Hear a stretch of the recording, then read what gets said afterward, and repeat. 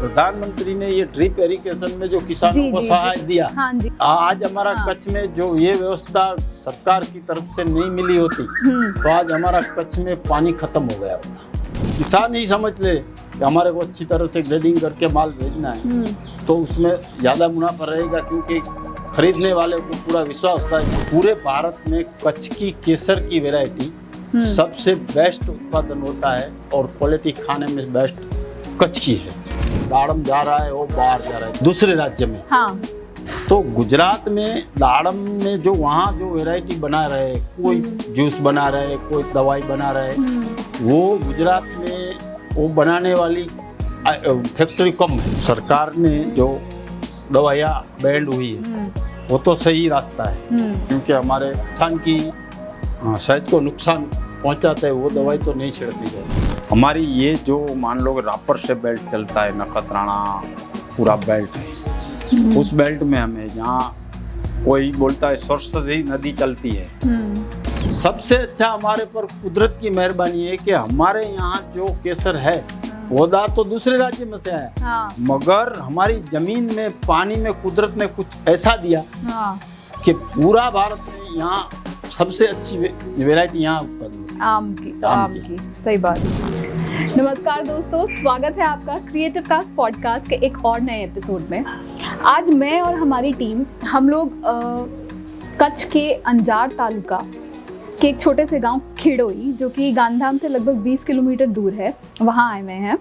मोमाया farms and nursery में, जिनके owner mister Narendra Singh Jadeja जी हमारे साथ हैं।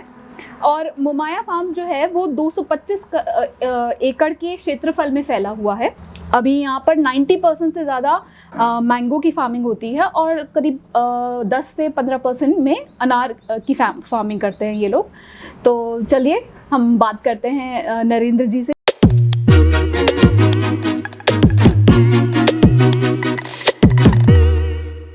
नरेंद्र जी, आपका बहुत बहुत स्वागत है। बहुत स्वागत है हमारे मोमाया फार्म में। चलिए नरेंद्र जी, पहले मुझे आप हमारे दर्शकों को आपकी जो खेती की के पीछे की जो कहानी है, जो हिस्ट्री है, बैकग्राउंड हिस्ट्री है, थोड़ा हमारे दर्शकों को बताइए अपने फार्म्स के बारे में, आपके खुद के बारे में। वैसे तो हमारा ये फार्म हमारा पिताजी ने बनाया हुआ है। अच्छा। और बहुत साल पुराना है। अच्छा। क्योंकि आज से 40-50 साल पहले हाँ जी हमारा यहाँ बागायत क्षेत्र में आम और खारेक का बहुत प्रोडक्शन होता था। अच्छा। और बाद में यहाँ वलसाड़ से चीकू का पौधा आया, वहाँ से हमारा बागायत में गांव का बागायत क्षेत्र बहुत आगे बढ़ गया। और अच्छा। इसके बाद ये केसर आम और सब दूसरी ये वेराइटी है वो शुरू हुई है। इसलिए हमारे गांव में बहुत पुराने से पुराने आम की खेती तो होती थी। फिर ये खजूर वो भी पुरानी थी, और चीकू आने के बाद बहुत बागायत क्षेत्र में आगे गांव का ये खेती बढ़ गई है। अच्छा, तो आप आम के साथ साथ चीकू है और अनार है, दाड़म जिसे गुजराती में कहा जाता है, दाड़म उसको भी आप अपने इस मोमाया फार्म्स में उगाते हैं। तो इस पे थोड़ा सा हमारे दर्शकों को, ये दाड़म की खेती के बारे में अगर आप थोड़ा सा दर्शकों को हमारे थोड़ा ज्ञान उनको भी देना चाहें कि ये किस तरह से की जाती है, क्या रहता है इसमें। वैसे तो हमारे यहाँ दाड़म की खेती छूट बछूट तो सालों से होती थी। हाँ। मगर पिछले 10 सालों में बहुत उसका विकास हुआ है। अच्छा। और दाड़म की खेती में अभी जितना भी फल की खेती लगा रहे खेडूत पहले से चली आती, उसमें थोड़ी दाड़म में मेहनत ज़्यादा है, मगर उसमें जो कमाई है वो सब जो फ्रूट है उस सब से बहुत दुगनी है।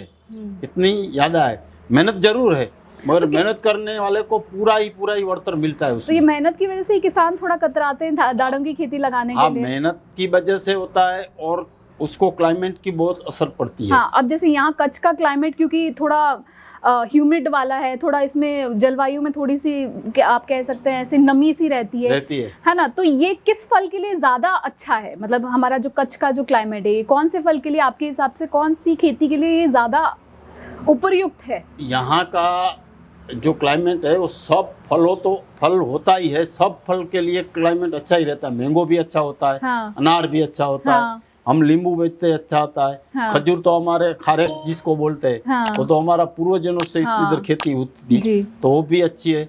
तो यहाँ फल तो हर फल लगता है। जैसे आप देख रहे हैं हमारे यहाँ एक नई वैरायटी फल है। हाँ। यहाँ हमारा जहाँ पेड़ है वो आप कटहल बोलते हैं। हाँ। सब अच्छा ही होता है यहाँ के, वो तो होता है, मगर अब जो अनार 10 साल में होता है वो भी बहुत फर्स्ट वैरायटी में क्वालिटी बहुत अच्छी बनती है। मगर किसान को मेहनत ज़्यादा करनी पड़ती है, उससे सिवाय कुछ जो दूसरे राज्य में जितना अनार अच्छा होता है ऐसा ही यहाँ होता है। हाँ, जैसे महाराष्ट्र में मैंने सुना है कि काफ़ी अच्छा अनार, महाराष्ट्र में जो अनार की खेती बहुत अच्छी होती है। लेकिन हमारे कच्छ में भी अब क्योंकि किसान आम के लिए तो कच्छ है ही है। आम तो यहाँ कच्छ का इतना मीठा, इतना रसीला होता है। चलिए अभी जैसे हम बात कर रहे थे, मैंने आपसे बात करी कि न्यूज़ में जैसे हमने दाड़म की इतनी अच्छी खेती हुई इसके बारे में सुना, लेकिन क्योंकि मार्केट में पहुँचने के बाद ओवर सप्लाई की वजह से किसान को, खेडूत को उस दाड़म के भाव नहीं मिल पा रहे हैं। जितनी मेहनत उन्होंने की है उसके सामने जो दाम उनको मिल रहा है वो बहुत कम है। तो इसके पीछे का क्या कारण हो सकता है? मतलब वो तो यहाँ का क्या है, हमारे कच्छ में नज़दीक में गुजरात में दाड़म, यहाँ से जो दाड़म बड़ा मंडी बना है उसमें हाँ। दाड़म जा रहा है, वो बाहर जा रहा है दिल्ली और दूसरे राज्य में। हाँ। तो गुजरात में दाड़म में जो वहाँ जो वैरायटी बना रहे, कोई जूस बना रहे, कोई दवाई बना रहे, वो गुजरात में वो बनाने वाली फैक्ट्री कम है, इसलिए यहाँ से डायरेक्ट किसान को फैक्ट्री में दे सके ऐसी व्यवस्था नहीं है। अच्छा। जो मंडी वाले हैं वहाँ का व्यापारी वहाँ से आता है, वो ही ले जाता है, वो वहाँ पहुँचाते हैं, उसका भाव मिलता है जो मिलता है। तो ये बीच में एक आ गया दो, एक बेचने वाला और वहाँ से आने वाला ग्राहक। डायरेक्ट मंडी में जो किसान का संपर्क होता है, जो गुजरात में होती तो डायरेक्ट होता, तो गुजरात में इतना ज़्यादा नहीं है, इसलिए थोड़ा भाव में तो होता रहता है।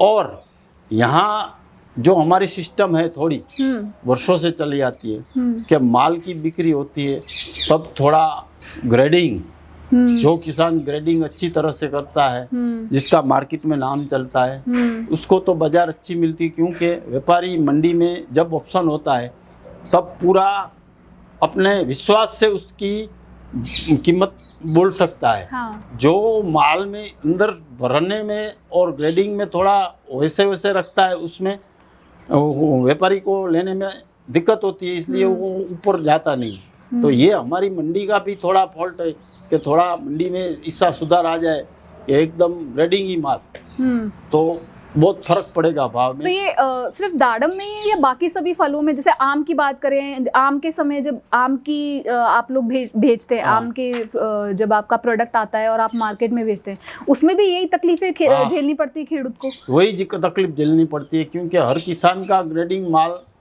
नहीं होता है, इसलिए व्यापारी को पूरे किसानों पर विश्वास नहीं बैठता है।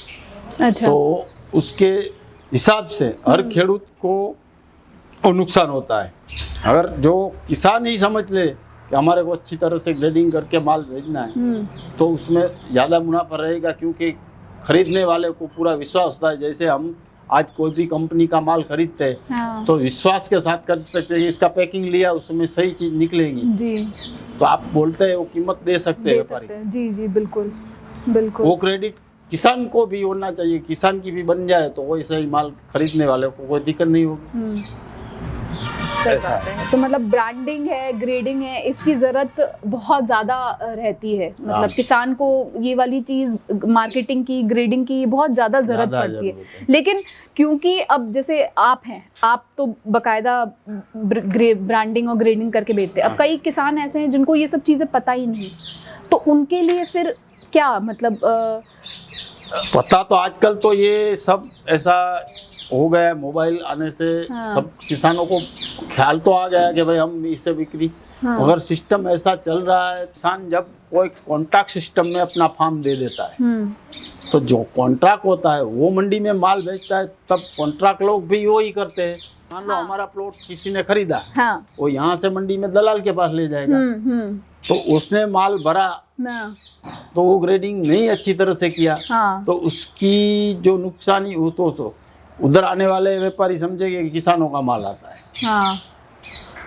और बीच में होता है दूसरा व्यापारी, तो वो भी नुकसान है। तो अब इसमें इस प्रॉब्लम को दूर करने के लिए अगर हम बात करें कि अगर आपको सरकार की तरफ से अगर कोई व्यवस्था आप चाहते हैं कि वो मिले या कोई ऐसा मदद मिले, तो वो क्या ऐसी मदद है जो आप सरकार से मांगना चाहेंगे सब चीज़ों को दूर करने के लिए, जिससे खेडूत का भी नुकसान नहीं हो और उनकी माल की क्वालिटी भी मेंटेन रहे और जो मार्केट में जा रहा है, जो खरीद रहा है व्यापारी, उसको भी सही दाम में सही चीज़ मिल जाए। वैसे तो हमारे अभी जो कच्छ में जितना उत्पादन होता है मैंगो का, तो हमारी सरकार से यही अपेक्षा रहती है कि यहाँ भी ऐसा फैक्ट्री आ जाए जो उसमें से कोई चीज़ें बनती है, कोई वैरायटी बनती है, वो सब फैक्ट्री जो हमारे गुजरात में नज़दीक में कच्छ में बनने लगे, तो हमारा माल यहीं बिक जाए और वो जो हमको ये बीच में लेने वाला देने वाला वो निकल जाए, किसान डायरेक्ट फैक्ट्री में दे सके। अच्छा,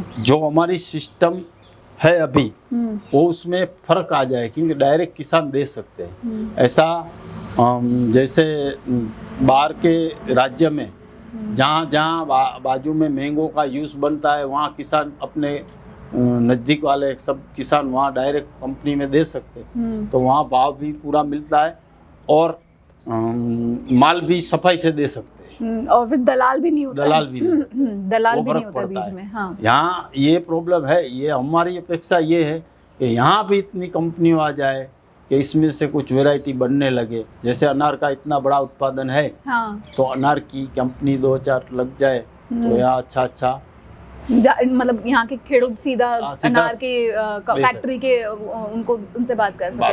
अच्छा, दूसरा ये है कि अब जैसे अनार है, तो अनार की बात करें या आम की बात करें, तो जब सब ये प्रोडक्शन हो गया, आपने ले लिया आम, अब इतना सारा माल को स्टोर करने के लिए भी कोल्ड स्टोरेज फैसिलिटी होती है, वो भी शायद इतनी अवेलेबल है नहीं है, खेडूत के पास होती है नहीं है, तो उससे भी कई बार क्या होता है, माल पूरा खराब भी हो जाता है, सड़ जाता है, तो वो भी नुकसान खेडूत को ही उठाना पड़ता है। वैसे उसमें तो अभी हमारा प्रधानमंत्री का जो है कि किसानों तक सब ये व्यवस्था तो उसने कर रखी है, हाँ, कि कोल्ड बनाए, हाँ, फिर उसके लिए सब्सिडी मिलती है, सहाय मिलती है, हाँ, सरकार का पूरा लोन मिलता है। अच्छा, जो किसान उसका जो बनाने के लिए इच्छा है उसको सहकार सरकार की तरफ से तो मिलता है। अच्छा, तो अभी थोड़ा हमारे को सिस्टम जो अपनी चल रही है कि खेडूत को जो ऑफिस में एक बार एप्लीकेशन किया, बाद में कागज सब देना लेना उसमें दौड़ना पड़ता है, वो बहुत लंबा प्रोसीजर होता है। अच्छा, तो हर किसान उस प्रोसीजर पूरा नहीं कर सकते। एक बार साइड में खेती का काम करना, हाँ, और ये लंबी प्रोसीजर में से हाँ, चलना, तो उसके हिसाब से हर खेडूत नहीं कर सकता है। मगर जो सिस्टम में उसमें सुधार वही जरूर है।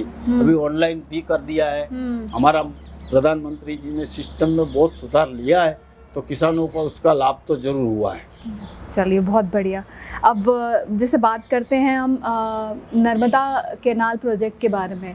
अब नर्मदा प्रोजेक्ट मोदी जी की तरफ से ही शुरू हुआ और बहुत अच्छा गुजरात के अंदर उसका कई खेडूतों को फ़ायदा भी मिला है, लेकिन कई जगहों पर अभी भी वो नहीं पहुंच पाया है। मतलब अभी भी कई खेडूत ऐसे हैं जो पानी की व्यवस्था और पानी की किल्लत से जूझ रहे हैं, है ना। तो उसका कितना पानी की, एक तो हमारा कच्छ में क्लाइमेट आए दिन चेंज होता रहता है, कभी आप देखो कभी भीषण गर्मी पड़ रही है, तो कभी तेज़ बारिश हो रही है, तो कभी बिन मौसम बारिश हो रही है।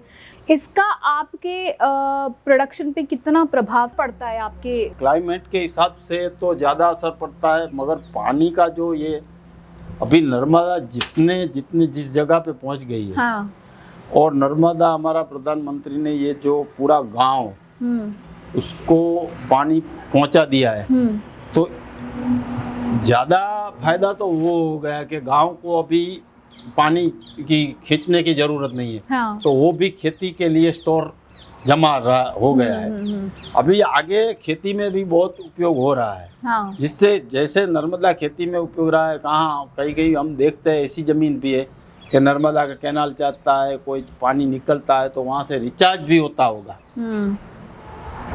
पानी का थोड़ा वेस्ट भी निकलता है, इतना बड़ा प्रोजेक्ट है तो वहाँ से रिचार्ज भी होता। तो नर्मदा का तो बहुत फायदा हुआ है हमको। अगर अभी भी वो जिस एरिया में नहीं पहुँचे वहाँ जैसे हम इच्छा रखते जल्दी पहुँच जाए पानी और खेती में उपयोग में आ जाए तो बहुत बढ़िया होगा। नहीं तो हमारा जो प्रधानमंत्री ने ये ड्रिप इरिगेशन में जो किसानों को सहाय दिया, हाँ जी, ड्रिप इरिगेशन का भी आज हमारा कच्छ में जो ये व्यवस्था सरकार की तरफ से नहीं मिली होती तो आज हमारा कच्छ में पानी खत्म हो गया होता। एक नर्मदा आने से और ड्रिप इरिगेशन का सिस्टम में इतना सब्सिडी दिया, सहाय किया जी, जिससे अभी पूरा बच गया है कच्छ, नहीं तो आज पानी पूरा खत्म हो गया होता। और इसमें इस ड्रिप इरिगेशन की सहायता से किसान को भी बहुत वो मिला है। नहीं अभी हम तो इस टाइम सोचते थे कि भाई हमारा खेल ये अब कुदरत का खेल है, ये तो चल रहा है 5-10 साल चलेगा। बिल्कुल। उसके तुरंत में नर्मदा आ गई और ड्रिप में गवर्नमेंट ने खूब सहाय की। तो पूरा कच्छ में जहाँ भी बागायत है, खेती है, वहाँ ड्रिप इरिगेशन है। तो उसके हिसाब से ये पानी बहुत बचा है। सही बात है। चलिए, अब अगर हम बात करें कि यहाँ कच्छ की कृषि अर्थव्यवस्था की बात करें हम, तो यहाँ पर फलों का, अनाजों का, बागायती का क्या भविष्य देखते हैं आप? फलों के लिए हम सबसे ज़्यादा अच्छा भविष्य देख रहे हैं मैंगो में, आम में, क्योंकि हर जगह पे जो कुदरत सहाय करती है, जिससे जैसे कि हमारे यहाँ का पानी और जमीन से आज पूरे भारत में कच्छ की केसर की वैरायटी सबसे बेस्ट उत्पादन होता है और क्वालिटी खाने में बेस्ट कच्छ की है जी। बिल्कुल। जो हमारे यहाँ बाहर से मंगाते हमको ऑर्डर आता है, उसके हिसाब से हम जानते हैं कि भारत में सब लोग को ऐसा पता चल गया है कि कच्छ का आम में जो टेस्ट है केसर वैरायटी में वो कहीं भी नहीं मिलता है जी। तो ये इससे तो अच्छा फ्यूचर, और उसके लिए किसान की मेहनत तो है, मगर सबसे अच्छा हमारे पर कुदरत की मेहरबानी है कि हमारे यहाँ जो केसर है पौधा तो दूसरे राज्य में से आया, मगर हमारी जमीन में, पानी में कुदरत ने कुछ ऐसा दिया कि पूरा भारत में यहाँ सबसे अच्छी वैरायटी यहाँ उत्पन्न होती है आम की। सही बात है। हम तो जितना कुदरत के उपकारी है, क्योंकि इधर पानी में बहुत सालों से हमारा पूरे जो बोलते थे कि यहाँ से कोई पानी का ऐसा बेल्ट चल रहा है, क्योंकि हमारी उस साइड भी पानी नहीं है। यहाँ से 11-15-20 किलोमीटर पानी नहीं था, इस साइड भी नहीं था। हमारी ये जो मान लो रापर से बेल्ट चलता है, नखत्राणा पूरा बेल्ट है, उस बेल्ट में हमें जहाँ कोई बोलता है सरस्वती नदी चलती है, कोई बोलता है क्या है, मगर मैं जैसे खेती में आया तब हमारा पानी का लेवल था 80 से 100 फुट का। अच्छा। तब ये ज़मीन में जो बोर करते हैं, बोर नहीं सिस्टम था, कुएं में मोटर चलता था, 100 फुट का कुआं, उसमें मोटर चल रहा। तब मैंने देखा है कि पानी का नदी जैसा प्रवाह दोनों साइड में से कुएं में आता रहता था, छोटे छोटे अंदर से। आज भी हमारा एक कुआं था, उसमें पूरा इतना मकान जितना भोयरा, गुफा बोलते हैं, गुफा। मेरा पिताजी बोलते थे जब खुदाई करते थे हम, तो उधर पहुंचे तो उधर पूरा धस गया और पानी का नदी निकला उधर से। उस पानी में हमारी 10 साल मोटर चली। तो ये नीचे से कोई पानी चलता है इतना नदी जैसा, तो कुदरत की दया है। सही बात है। वो तो कुदरत, वो बेल्ट में हम बैठे, तो वो बेल्ट में हमारा गांव, हमारा पूर्वजनों ने यहाँ हमको रहने के लिए, और हमारा जन्म इधर हुआ, तो मुझसे ही ज़्यादा भाग्यशाली है कि भाई यहाँ हमारा जन्म हुआ ऐसी गांव की जगह में। देखो कि अपने अभी तो सब जगह पानी पहुँच गया है, नहीं तो वे अबड़ा सा हमारा विस्तार था जहाँ गर्मी के दिनों में पानी का बहुत प्रॉब्लम होता था। उधर हम जाते तो देखते थे कि हम कितने भाग्यशाली। तो वो भी एक कुदरत की मेहरबानी। अच्छा, आम के अलावा जैसे दाड़म, फिर डेट्स, खजूर, खजूरा। खजूर भी यहाँ का बहुत ही बहुत बढ़िया, है। बहुत ही बढ़िया, मतलब अरब के वहाँ जाता है, मतलब वो खजूर की जो क्वालिटी होती है, आपके अनार की क्वालिटी देख लो, आप आम की क्वालिटी देख लो, हर एक चीज़, मतलब यहाँ की मिट्टी ही। बस वही मैं बोल रहा हूँ हाँ। कि कुदरत की उसमें तो किसी की ताकत नहीं चलती। जी जी जी बिल्कुल। जैसे हमारे गुजरात में धंधुका साइड का गेहूं, भालका, वहाँ का गेहूं टेस्ट में ऐसा होता है कि रोटी खाओ आपको पता चल जाए कि ये गेहूं वहाँ का है। हाँ, वो जमीन की जी बिल्कुल, खासियत, जमीन की खासियत है। खासियत उसमें कोई फर्क नहीं कर सकता है, क्योंकि वो बनाने के लिए कोई प्रयत्न करेगा तो ऐसा गुण दूसरी जगह पे नहीं होगा। बिल्कुल। तो हमारे यहाँ का जो फल होता है उसमें भी मैंगो हम सबसे ज्यादा हाँ। फेमस हो गया है। बिल्कुल बिल्कुल। और दूसरी भी वैरायटी है, वो भी है, क्योंकि हमारे पूर्वजों खारेक की खेती, तो खजूर की खेती तो हमारा पूर्वजों चली जाती है। हाँ। उसमें भी हमारा गांव का पूरा नाम था। हाँ। कि यहाँ खेड़ोई की खेती में खारेक बहुत अच्छी मिलती है, तो वो भी कुदरत की है। सही बात है। पहले तो ये जमीन और पानी का मिलाप जो होता है वो कुदरत की दया से होता है, उसमें किसान की मेहनत कुछ नहीं चलती। सही बात है। अच्छा, आपके इस नुमाया फार्म्स में आपने क्या क्या, मतलब हमारे दर्शकों को अगर आप बताएं, आपने यहाँ पे क्या क्या उगा रखा है आपके पूरे हमने यहाँ देख थोड़ा वैरायटी के लिए तो हमारे पास लंगड़े आम है। अच्छा। चीकू का पेड़ भी है। अच्छा। और केसर, राजापुरी, तोता, अच्छा। वो सब वैरायटी लगाते हैं। अच्छा। फिर कोई टेस्ट के लिए अलग अलग फ्रूट में भी हम देखते हैं कि भाई क्या यहाँ जाते हैं तो फ्रूट अलग अलग मिलता है, पौधा तो यहाँ लगा देते हैं। अच्छा। तो यहाँ क्लाइमेट, जमीन वो ऐसी है कि हर फ्रूट होता है। अच्छा। हाँ, वो तो कुदरत की मेहरबानी है, क्योंकि थोड़ा टाइम पहले हमारे यहाँ कच्छ में काजू की भी खेती की थी। हाँ जी। और काजू का पेड़ में काजू भी अच्छा लगता था। हाँ। मगर कोई ऐसा अलग से कोई हम वैरायटी ले आता है तो उसका मार्केट नहीं मिलता है। हाँ, इसलिए हाँ, थोड़ा रुकना पड़ता है। सही बात है, क्योंकि हर एक की का मार्केट, हर एक चीज़ या हर एक फल का जरूरी नहीं कि आपको मार्केट में उसका उतना दाम मिल जाए। आप मेहनत तो इतनी करो, लेकिन अगर आपको दाम नहीं मिले तो पूरी मेहनत भी वेस्ट जाती है। सही है। तो नरेंद्र जी, अभी जैसे हमारे चैनल के माध्यम से अगर आप हमारी सरकार को कोई सुझाव यहाँ की खेती से रिलेटेड या कोई ऐसा सजेशन, कोई सुझाव अगर आप हमारे चैनल के माध्यम से हमारी सरकार को देना चाहें तो वो क्या रहेगा? क्या देना चाहेंगे आप सरकार को? क्या कहना चाहेंगे सरकार को? हमारी सरकार तो अभी किसानों के लिए अच्छा देख रही है, बहुत भविष्य अच्छा देख रही है हमारी सरकार। क्यों कि इतना खेडूत की चिंता करते हैं, इसलिए हमको सब ये लाभ मिल रहा है। आजकल ड्रिप में जो सब्सिडी दिया, तो हमारी सरकार की जो अभी तो है जो किसान के प्रति दृष्टि, वो तो अच्छी है। फिर भी अभी आगे जल्दी जल्दी सभी खेती में नर्मदा का पानी आ जाए। हाँ। तो उससे भी ज़्यादा बहुत अच्छा वो होगा कि पानी की समस्या भविष्य में होने का डर नहीं रहेगा।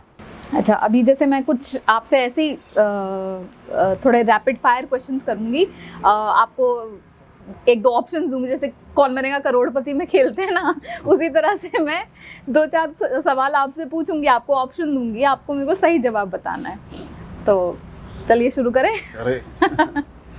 चलिए, अच्छा मुझे बताइए कि कच्छ में अनार की उपज का मौसम यानी कटाई का मौसम वो कौन सा होता है? मार्च से जून का, नवंबर से फेब का, या जुलाई से अक्टूबर का?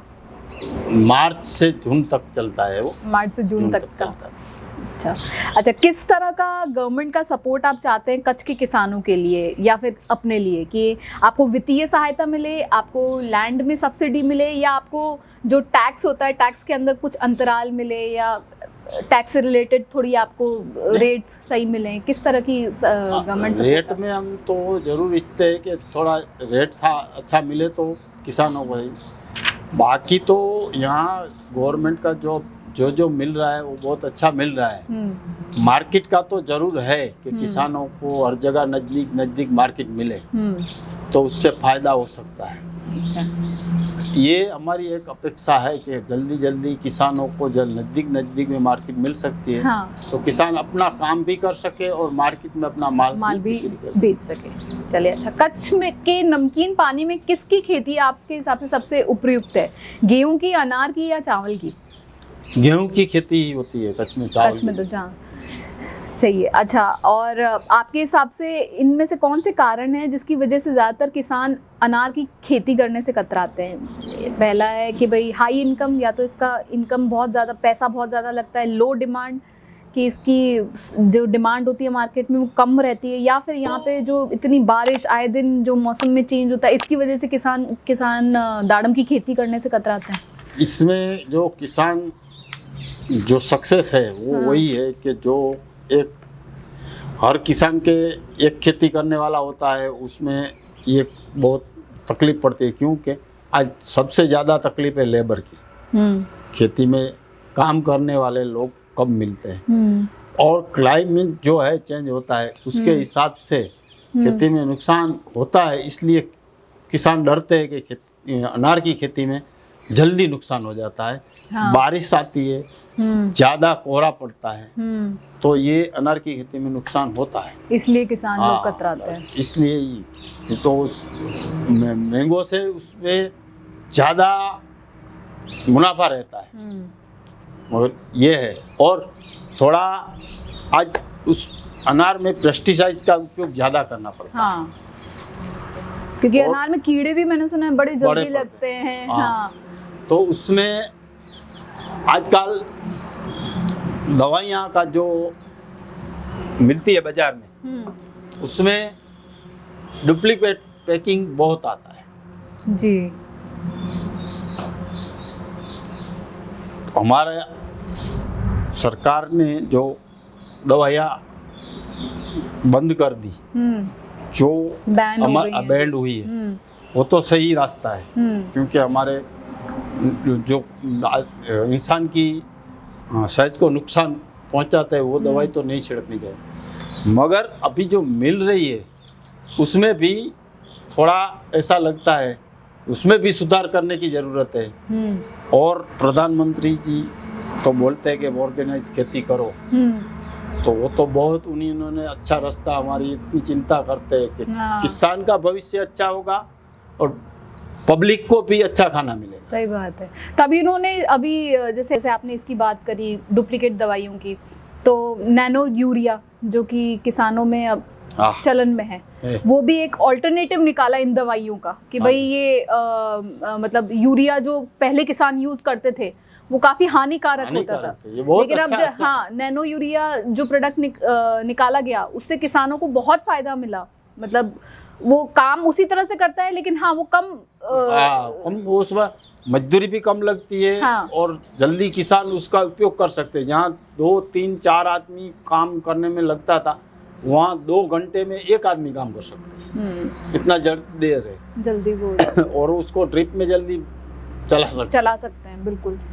नरेंद्र जी, जैसे यहाँ पर आप ऑर्गेनिक फार्मिंग का क्या भविष्य देखते हैं कच्छ में, कच्छ के किसानों में, या आप खुद अपने आप में ऑर्गेनिक फार्मिंग का क्या भविष्य देखते हैं? क्योंकि ऑर्गेनिक फार्मिंग भी एक बहुत बड़ा स्टेप मोदी जी ने किसानों के लिए निकाला था कि भाई आप ऑर्गेनिक फार्मिंग करिए। सुझाव भी बहुत अच्छा है। हाँ। और किसानों को अपनाना भी चाहिए।